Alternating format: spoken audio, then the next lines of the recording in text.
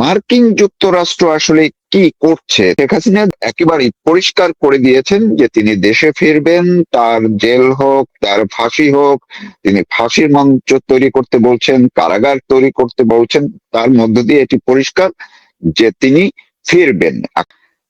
মার্কিন অন্দরমহলে শেখ হাসিনাকে ফেরা নিয়ে বা শেখ হাসিনার ফেরা নিয়ে কি কিছু বিশেষ কিছু চলছে? শেখ হাসিনা যখন এখন ফেরার ঘোষণা দিয়েছেন, স্বাভাবিকভাবেই এই প্রশ্নটা আসে, মার্কিন যুক্তরাষ্ট্র কি করছে, ফেরার ক্ষেত্রে তাদের ভূমিকা কি থাকতে পারে? আপনার পর্যবেক্ষণ বা যদি কোনো ইনফরমেশন থাকে, যতটুকু বলা যায়, সব তো বলা সম্ভব না, যতটুকু বলা যায় এবং আপনার বিশ্লেষণ আপনি শুরু করতে পারেন। আপনি যে প্রশ্নটা আজকে তুলে ধরলেন, মার্কিন অন্দরমহলে কিছু চলছে, শেখ হাসিনা দেশে ফেরা বলছেন, আমি বলছি, কিন্তু বিষয়টা হলো শেখ হাসিনাকে আমরা একটু করি। শেখ হাসিনা দেশে ফিরলে কেউ বাধা দিতে পারবে? এই মুহূর্তে কেউ বাধা দিতে পারবে না। শেখ হাসিনা জীবন মৃত্যুর সন্ধিক্ষণে, আমি যতদিন ধরে রাজনৈতিক বিশ্লেষণ করি, আমি বহুবার দেখেছি এর চেয়ে কঠিন সময় উনি পার করেছেন, যাকে উনি সরাসরি মৃত্যুর মুখে দাঁড়িয়ে বাংলাদেশে নেতৃত্ব দিয়েছেন। ক্ষমতায় থাকলেই কিন্তু আপনি সুরক্ষিত, এটা তো দেখলাম 5ই অগস্টে তো দেখলাম যে সুরক্ষিত নয়। ওনাকে সেদিন একটি বুলেটই হত্যা করতে পারত, ইচ্ছা করলেই তো ওনাকে। কিন্তু যেহেতু উনি দুঃসাহসী এবং দূরদর্শী, দুইটা বিষয়কে সঙ্গে, অতএব তার ঘোষণায় পৃথিবীর রাজনৈতিক যে খেলার মাঠ তৈরি হয়েছে বাংলাদেশে, সেখানে হিসাব নিকাশ পাল্টে যাচ্ছে। কিভাবে পাল্টে যাচ্ছে আমি একটা উদাহরণ দিই। পাকিস্তানের প্রাক্তন প্রধানমন্ত্রী ক্রিকেটার ইমরান যখন আমেরিকার সাথে দ্বন্দ্ব হলো, তাকে সরিয়ে দেওয়া শুধু হয়নি, তাকে এখনো পর্যন্ত জেলে বন্দি করা হয়েছে। সিরিয়ার প্রেসিডেন্ট একদম সম্পূর্ণভাবে উনি দেশে ফেরার আপাতত কেন ভবিষ্যতেও কোনো সম্ভাবনাই সেখানে দেখা যাচ্ছে না।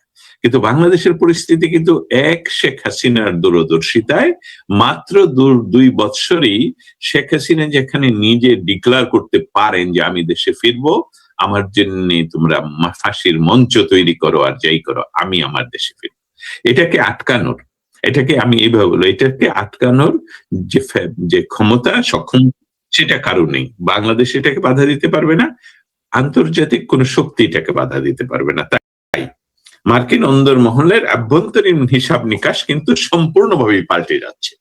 এর কারণটা কি? কারণটা আপনারা লক্ষ্য করে দেখবেন যে মার্কিন প্রশাসনের বাংলাদেশের যিনি প্রতিনিধি, সেই অ্যাম্বাসেডর সাহেব আমেরিকার 250তম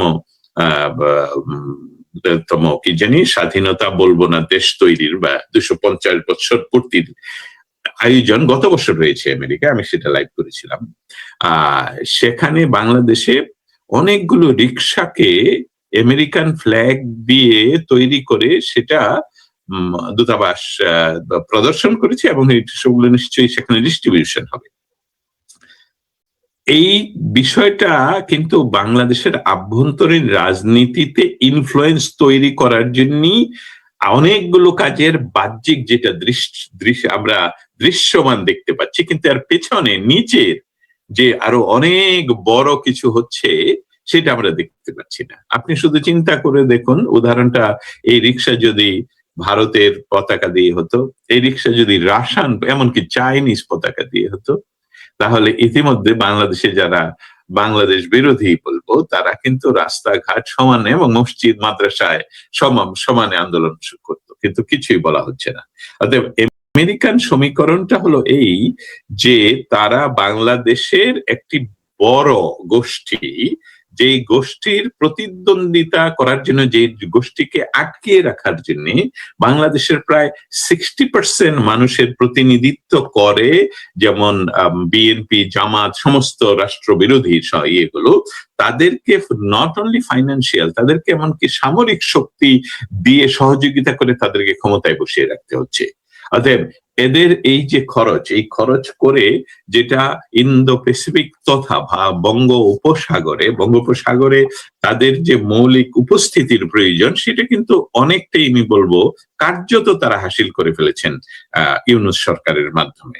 অতএব এখন যেটা স্থিতিশীল পরিস্থিতি তৈরি করতে হলে আমেরিকাকে এই বাস্তবতা মানতে হচ্ছে যে শেখ হাসিনা ফিরবেন, এবং বাংলাদেশ আওয়ামী লীগকে রাজনৈতিক মাঠে না নামালে একটা দীর্ঘস্থায়ী বা দীর্ঘ মেয়াদী স্থিতিশীল পরিস্থিতি বাংলাদেশে হবে না। আর বাংলাদেশে যদি অস্থিতিশীল পরিস্থিতি বিরাজমান থাকে, তাহলে যে পরিস্থিতি, যে সুবিধাটুকু আমরা তৈরি করতে পেরেছি আমেরিকা, সেখানে সেইটার যে কোনো সময় নষ্ট হয়ে যেতে পারে। অতএব রাজনৈতিক শক্তিগুলোর প্রতি আমেরিকা যে সিগন্যাল গুলো পাঠাচ্ছে, আমি হয়তোবা বলে দিচ্ছি কারণ আমি তো তাদের মুখপাত্র নই, হয়তোবা যে ইয়েগুলো করে দিচ্ছে সেটা হলো যে হ্যাঁ, আমরা রাজনৈতিক শক্তি আপনাদের সকলের সাথে কাজ করতে চাই, আমরা একটি নির্দিষ্ট কোন রাজনৈতিক দলের সাথে কাজ করি না, যেটা বারবার বলে স্টেট ডিপার্টমেন্ট, হোয়াইট হাউসের মুখপাত্ররা। এবং সেখানে আওয়ামী লীগের নিষিদ্ধতা নিয়ে এখনো পর্যন্ত তারা কিন্তু কোনো মন্তব্য করেনি। আমার যখন সর্বশেষ ব্রিফিং এই প্রশ্নটা ছিল, তখন তারা বলছে বাংলাদেশে কোন রাজনৈতিক শক্তিকে নিষিদ্ধ করা হোক, এটা আমেরিকা পছন্দ করে, আমেরিকা এটা চায় না। ধন্যবাদ।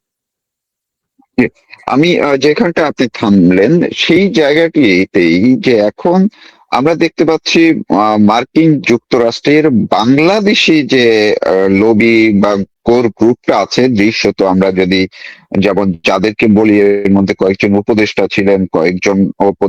ছিলেন না, কিন্তু ডক্টর ইউনূসকে একদম মানে ঘিরে রেখেছিলেন।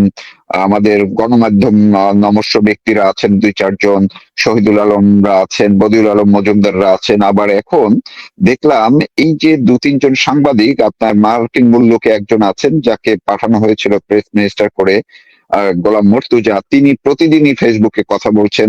আকবর, যিনি বিবিসিতে ছিলেন, লন্ডনে যার পোস্টিং হয়েছিল, সে এখন চাকরি ছেড়ে এসে প্রতিদিন কথা বলছে এবং তারা প্রকাশ্যে বলছে যে মার্কিন বাংলাদেশে ভারতকে ঠেকাতে হলে মার্কিন যে প্রভাব, সেটা মার্কিন যে বলয়, সেটিকে বাংলাদেশে বিদ্যমান রাখা, শক্তিশালী করা জরুরি। এই কথাগুলো তারা প্রকাশ্যে বলছে। তো এই গ্রুপটা কি শেখ হাসিনা ফেরার বিষয়টিকে তারা আসলে কতটা মানে ঠেকানোর মনোভাবে যেতে পারে এবং চেষ্টা কতটা তাদের সফল হতে পারে? আপনি যেভাবে তুলে ধরলেন, যে নামগুলো বললেন, প্রথমত বলে রাখি আমি কিছু কিছু নাম নিজ মুখে আনি না, কারণ আমি তাদেরকে প্রচার করতে চাই না, মানে আমি বাস্তবতাটা বলে দিলাম। কিন্তু আপনি নাম বলছেন, ভালো করেছেন। এবং প্রথম জনের যিনি নাম বলছেন, তিনি তো বসবাসী করেন আমার থেকে 2-3 মাইল, 10 মাইল রেডিয়াসে, এবং এক সময় বাম রাজনীতির সাথে যুক্ত এই ব্যক্তি, উনি নিজকে শুধু ঘৃণাই ছড়াচ্ছেন না, দুর্গন্ধ ছড়াচ্ছেন প্রতিদিন। আমি দেখলাম যে আমাদের সহকর্মী, সহযাত্রী অনেকে তার কথা শুনে, আমি কিন্তু শুনতে চাই না। অনেকে বলবেন যে আপনি না শুনলে বিশ্লেষণ করেন কিভাবে? বিদ্বান, কি জানি আপনি ভুলে গেলাম, দুর্জন হলেও পরিত্যাজ্য, এইটাই আমি ধারণ করি, আমার ওখান থেকে শেখার কিছু নেই, বলার কিছু নেই। আমি এর উপরে থাকবো, আমি আরো উপরে থাকবো, আমি দৌড়াবো, আমার পিছনে তারা দৌড়াবে। বা আমি ব্যক্তি হিসাবে বলছি না, আমরা সমষ্টিগত, আমরা যারা দেশকে ভালোবাসি। অতএব এই দুর্গন্ধকে আপনি যত নাড়াবেন তত দুর্গন্ধ ছড়াবে, না নাড়াবেন এটা হয়ে যাবে, ড্রাই হয়ে, এটা এমনকি সেখান থেকে আপনি পরবর্তীতে ভালো কিছুতে ব্যবহার করতে পারবেন। তবে কথাটা ইম্পর্টেন্ট এই জন্য আপনি তুলে ধরাতে আমার সুবিধা হলো যে তারা কিন্তু সন্ত্রস্ত হয়ে পড়লো যে আমেরিকা কি তাহলে আমাদেরকে ব্যবহার করে ছেড়ে দিল। এই পয়েন্ট আপনার রাখতে হবে। আমেরিকা কি আমাদেরকে ব্যবহার করে ছেড়ে দিল? যদি ছেড়ে দেয় তাহলে তো আমাদের রক্ষা নেই, রক্ষা এমনকি তারা বিদেশে গিয়েও রক্ষা পাচ্ছে না, কারণ যেখানেই যাবে সেখানে সামাজিকভাবে তারা প্রতিহত হচ্ছে।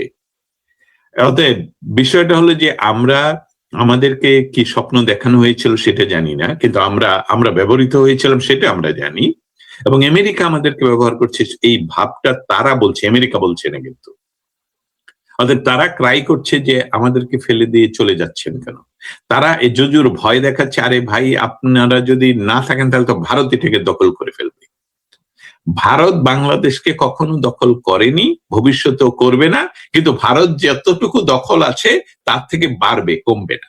আমি কি ব্যাপারটা বুঝাতে পারলাম? যে আপনারা যতই ক্রাই করেন, যতই চেষ্টা করেন, শেখ হাসিনাই একমাত্র বঙ্গবন্ধু উত্তর, একমাত্র রাজনৈতিক ব্যক্তিত্ব যে ভারতকে বাংলাদেশ থেকে দূরে রেখেছে যাতে তার প্রভাব কম থাকে। আপনি যদি দৃশ্যমান ভাবে দেখতে চান তাহলে দেখবো, এটা তুলনা করবেন যে শেখ হাসিনা চলে যাবার পর আজ পর্যন্ত ভারতের তাবেদারি করছে এই দুইটি সরকার, প্রতিদিন করছে। তারা যখন বলে সেভেন সিস্টার দখল করে ফেলবো, এটাও একটা তাবেদারি। এটাও যে তুমি আমাকে আদর করো, তুমি আমাকে জায়গা দাও, আমি তো তোমার সহযোগিতা। ইলিশ তারা বেশি পাঠিয়েছে, আম তারা বেশি পাঠিয়েছে, সমস্ত কিছু তারা বেশি পাঠিয়েছে। উল্টা ভারত বাংলাদেশের জন্য গত 24 মাসে অনেক কিছু বন্ধ করে দিয়েছে, যেমন ট্রান্সশিপমেন্ট বন্ধ করে দিয়েছে। অতএব তারা যে জুজুর ভয়টা দেখাচ্ছে, এটা হলো ভারত, বাংলাদেশের রাজনীতিতে ভারতের ভয় দেখাতে হবে।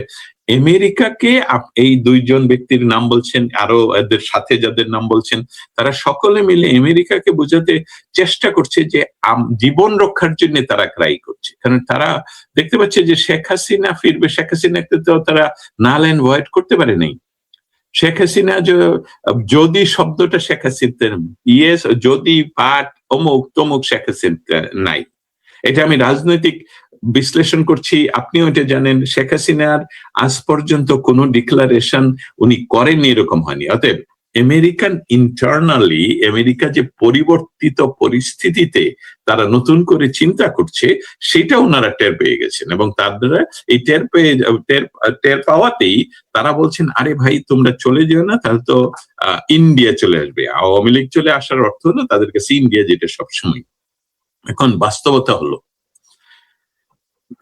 বিশ্ব রাজনৈতিক পরিস্থিতিতে আমেরিকা, এই ব্যক্তিগুলো আমেরিকার কাছে ইম্পর্টেন্ট, যার জন্য ইউনূস সর্বশেষ যে তার দীর্ঘমেয়াদী পরিকল্পনা, কারণ ইউনূসকে ক্ষমতা দেওয়া হয়েছে কোনোভাবেই, ইউনূস কোনো সময়ই, এবং উনি ওটাতে উদ্ধত ছিলেন, এটাতে উনি রাগান্বিত হয়ে যেতেন। ওনাকে যখন জিজ্ঞেস করে হতো ইন্টারিম সরকারের সময় কতদিন থাকবে, নির্বাচন কবে হবে, তখন খুব রাগান্বিত হয়ে পড়তেন যে নির্বাচন জনগণ যখন চাবে তখন হবে, আমরা অনির্দিষ্টকালের জন্য। অতএব ওনারকে বসানো হয়েছিল যে 10 বছর 15 বছর না, তুমি আজীবন থাকো, দেয়ার ইজ নো প্রবলেম। আমাদের প্রবলেম হলো সেখানে আমাদের কাজগুলো তোমার করতে হবে। কিন্তু আপনারা যেই ভারতকে ভয় পাচ্ছেন, সেই ভারতীয় ইউনিসকে হটিয়ে দিল একটি নির্বাচনের মাধ্যমে, তথাকথিত বলবো। এই নির্বাচন যদি আমেরিকা যদি আপনাদের কথা শুনতো, যারা আপনারা চাকরি নিয়ে এসেছেন সরকারের, আমাদের ওয়াশিংটন ডিসি বসে আমেরিকার তাবেদারি করছেন, আপনাদের কথা শুনতো, তাহলে তো নির্বাচন হতো না। সেখানে ভারতের কথার বাইরে বিশ্বের কোন রাষ্ট্রই এখন যেতে পারে না, এবং ভারত অন্য রাষ্ট্রের কথা, মানে এই রাষ্ট্রগুলোর বাইরে যেতে পারে না। ইতিমধ্যেই নীতিগত পরিবর্তন, বা আমি বলবো এই মুহূর্তে ধোঁয়াশা সৃষ্টি হয়েছে ওয়াশিংটন ডিসিতে বাংলাদেশ পরিস্থিতি নিয়ে। এই ধোঁয়াশা সৃষ্টি হলে আপনি জানেন, প্রতিটি বিষয় আপনার নতুন কিছু ক্লিয়ার দেখতে হলে আপনাকে এটা ঘোলা করতেই হয়, বা ঘোলা হয় বা ধ্বংস হয়, সেখান থেকে বের হয়। আর দ্বিতীয়ত ডিপ স্টেটের দৃষ্টিভঙ্গিটা একটু বলি। আমরা শব্দটা অতি ব্যবহার করছি লাস্ট 24 মাস ধরে। অতি ব্যবহার করার কারণটা হলো, মনে হচ্ছে যেমন একটা, আমরা যেমন স্টেট ডিপার্টমেন্ট বলি, আমরা যেমন হোয়াইট হাউস বলি, আমরা যেমন সিআইএ বলি, আমরা যেমন বঙ্গভবন বলি। নো, এটা অদৃশ্য, এটা কোনো স্ট্রাকচার নেই। এটা আছে কিনা সেটাও জানার উপায় নেই। আমরা বাংলাদেশের আমরা যত বেশি শব্দটা ব্যবহার করছি, এটা এত সহজ নয়। এই যারা পৃথিবীতে ধর্ম নিয়ে এসেছেন, তারা যেরকম ক্ষুধা তৈরি করেছেন, ক্ষুধা তালা, যেটা আপনি আছে সব চালাচ্ছেন, কিন্তু আপনি দৃশ্যমান নয়। You cannot touch it, you cannot see it. এবং বলা, অতএব আমরা এই যে ডিপ স্টেটের কথা আমরা অতি কথনে বারবার বলছি, সেটার মৌলিকত্ব হলো যে এটা অদৃশ্যমান, কিন্তু এটা মহাপরাক্রমশালী। বাংলাদেশ সহ পৃথিবীর কোথায় তারা কি ঘটাবে সেটা ঘটাবেই, এবং সেটার খেলোয়াড়কে সেটাও আমরা জানি না। সেখানে একটা বড় পরিবর্তনের কথা দেখা যাচ্ছে। সেই পরিবর্তনটার ইঙ্গিতটা হলো যে বর্তমানে বাংলাদেশের মানে আমি যেহেতু টেকনিক্যাল কারণে বলছি, প্রাক্তন প্রধানমন্ত্রী উনি তো আর আইসোলেটেড ব্যক্তি নয়, উনি তো পৃথিবীর রাজনীতির কর্নার গুলো, স্ট্যাম্প গুলো জানেন। অতএব উনি যখন ডিক্লেয়ার করে ফেলেন যে আমি দেশে ফিরবো, পারলে ঠেকাও, এটা ডিপ স্টেট ইতিমধ্যে জানে যে তাকে ঠেকানো সম্ভব নয়, এবং সেখানে দৃষ্টিভঙ্গি পরিবর্তনের কারণে 24 মাস পরে উনি বলেছেন। আর ভূ রাজনৈতিক স্বার্থে দক্ষিণ এশিয়ায়, স্পেশালি ভারত ও চীনের প্রভাব বলয়ের মাঝে বাংলাদেশের ভৌগোলিক অবস্থান যুক্তরাষ্ট্রের জন্য এতটাই গুরুত্বপূর্ণ যে সেখানে অস্থিতিশীল দীর্ঘ সময়, যেমন আফগানিস্তানে অস্থিতিশীল দীর্ঘ সময় থাকলে আমেরিকার কোনো অসুবিধা নেই, কিন্তু এই ভূখণ্ড মানে বাংলাদেশে এই অস্থিতিশীল পরিস্থিতি তথা আওয়ামী লীগের মতন শক্তিশালী একটি রাজনৈতিক গোষ্ঠীকে বাইরে রেখে সেখানে তারা দীর্ঘকালীন কোনো কিছু তৈরি করতে বা স্থিতিশীল থাকতে পারবেন না বলেই পরিবর্তন হয়েছে, এটাই আমার ধারণা। ধন্যবাদ।